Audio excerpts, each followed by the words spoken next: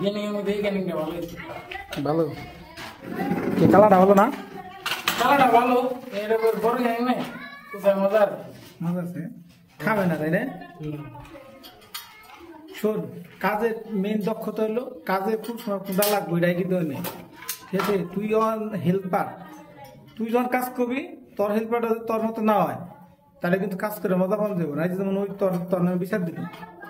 আর তুই যদি ওর কাজে যদি সহযোগিতায় না লাগাস তাহলে তো বিচার দিব, সমস্যাই। সব পেশার তো আর কারো নিব না, নিব কর। খেয়াল করবি যে কোন কাজে কোনটার পরে যেমন এই টিভিটা খুলবার লাগছি, তখন তুই জিগাবি ভাই কি লাগবে, না বুঝলে জিগাবি কি লাগবে। আবার একবার দেখে দিতেও পারবি না, জিগাবি না লাগে। এটা কাজের সিস্টেম হলে এটা।